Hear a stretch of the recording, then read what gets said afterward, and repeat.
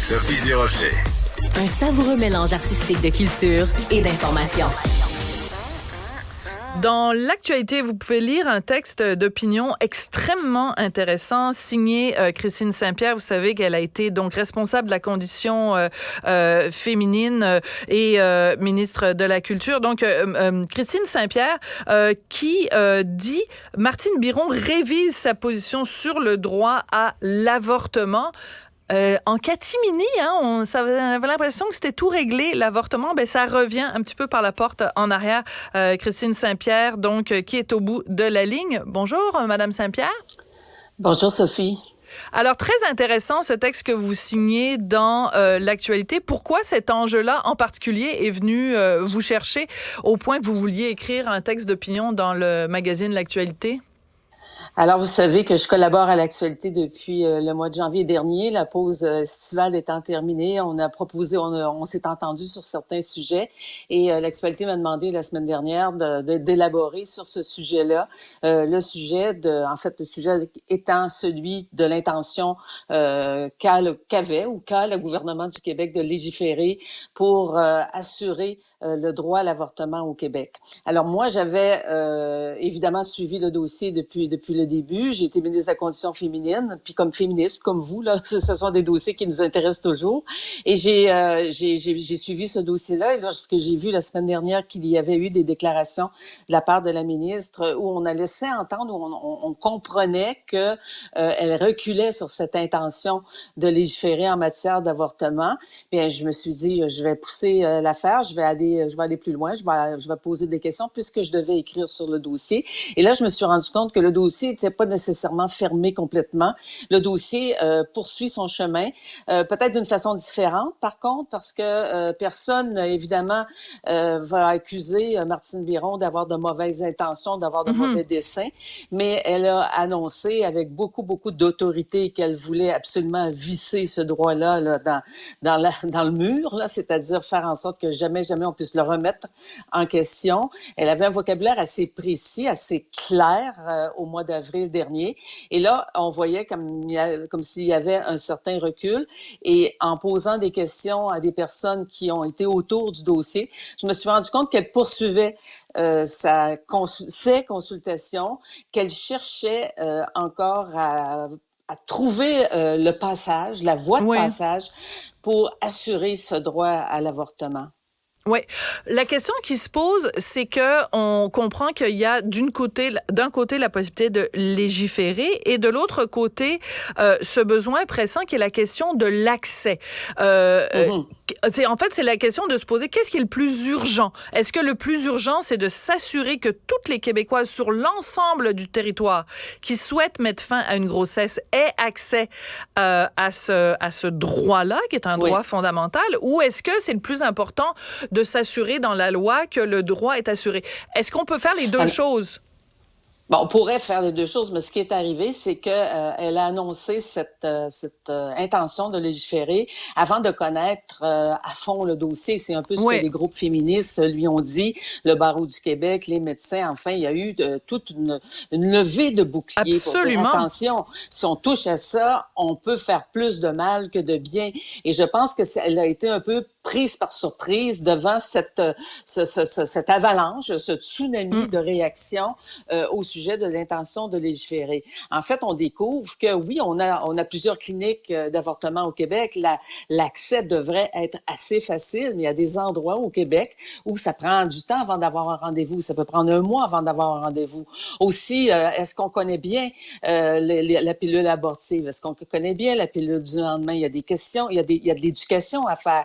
Et finalement, il y a beaucoup de groupes, et moi j'en fais partie comme personne citoyenne du Québec maintenant, c'est-à-dire de la gratuité des moyens contraceptifs. Aller acheter... je comprends que la Régie d'assurance maladie du Québec couvre une partie de la contraception, mais ce n'est pas couvert en entier. Alors, il devrait y avoir une gratuité, un meilleur accès aux moyens contraceptifs aussi. Et c'est tout ça qui est arrivé devant elle. Et là, elle s'est dit, bon, ben peut-être que je vais faire plus de mal que de bien. Aussi, les groupes lui ont dit, si vous allez là, vous allez réveiller les anti-avortements. Qui dorment un peu, oui, c'est ça.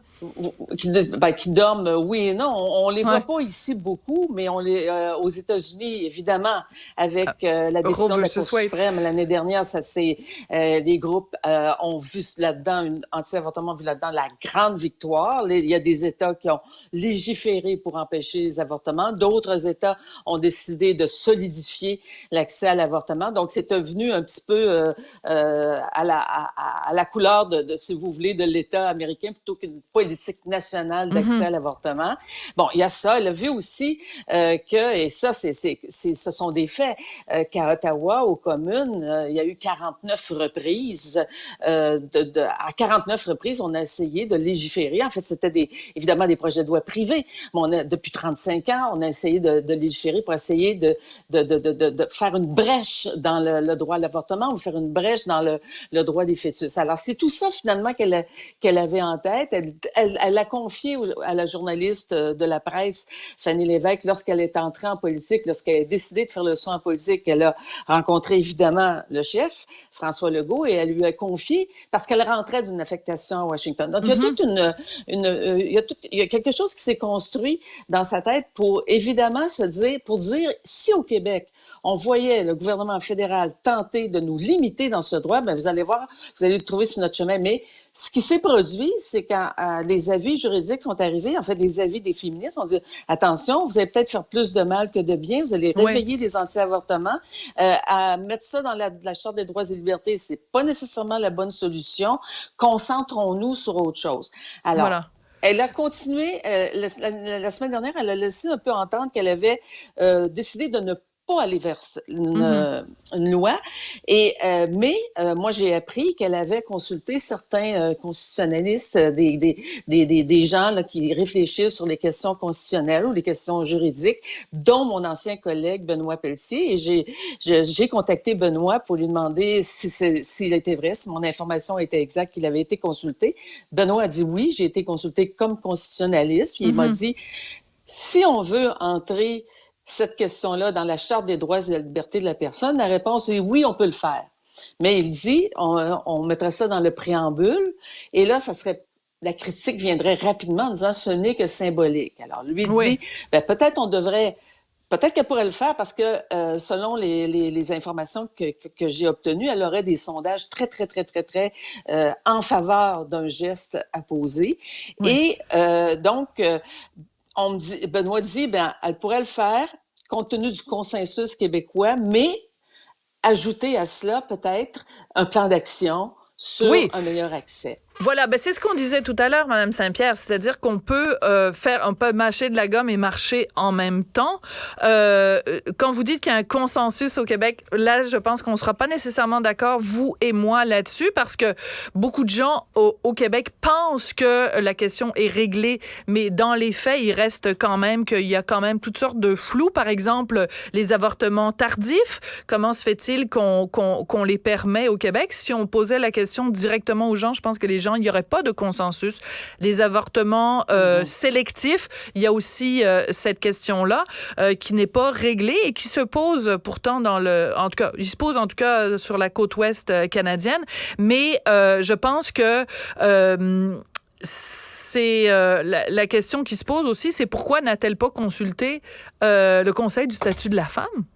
C'est leur rôle. En fait, le Conseil du statut de la femme est un organisme qui célèbre ses 50 ans cette année, d'ailleurs, et c'est un organisme qui est là pour conseiller le gouvernement. Moi, dans cet article-là, puisque je connais un peu comment ça fonctionne dans un cabinet, ce que je comprends mal, c'est le rôle de la chef de cabinet et de la conseillère en question sur les questions de conditions féminines. Parce que, vous savez, quand on est ministre, là, puis Martine Biron est entrée en politique pour les bonnes raisons. Elle veut faire le bien, elle veut changer la société. Puis moi, j'étais très contente de la voir se lancer en politique. J'étais moins contente que ça soit avec la CAQ, mais ça, c'est une autre histoire. Et j'étais bien contente de la voir se lancer en politique parce que je sais qu'elle le fait pour les bonnes raisons. Mais quand tu es dans un cabinet, quand tu es ministre, les gens qui t'entourent sont là pour, si tu veux, t'emballer un peu trop. Puis, tu sais, on en fait tous des bêtises. J'en ai fait moi aussi. Mais ils sont là pour retenir le cheval, là, puis dire, écoute, un instant, Donc, elle aurait dû consulter.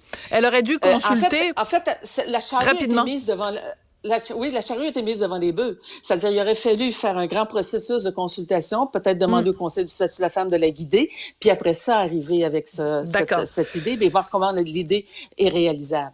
Absolument. Reste que je pense que c'est important qu'on ait cette discussion-là. Je pense, comme vous, que Martine Biron est une ministre qui est bien intentionnée.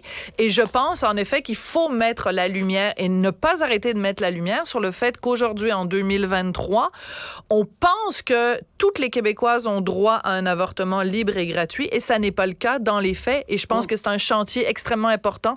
Et les deux féministes que nous sommes pensent que c'est un chantier important. Et c'est rassurant de savoir que quelqu'un s'intéresse à la question. Absolument. Et le groupe, les anti-avortements vont continuer, ils ne s'essouffleront pas. Enfin, je pense que ils vont nous trouver sur leur route. Ils ne vont pas s'essouffler. Ils vont pas s'essouffler, Madame Saint-Pierre. Christine Saint-Pierre, donc. Oui, c'est ça. Oui, merci beaucoup, journaliste et femme politique québécoise. Merci beaucoup, Christine Saint-Pierre. Je voudrais remercier Audrey Robitaille et Marianne Bessette à la recherche et à la mise en onde, Tristan Brunet-Dupont, qui est aussi à la réalisation. Merci beaucoup et à demain.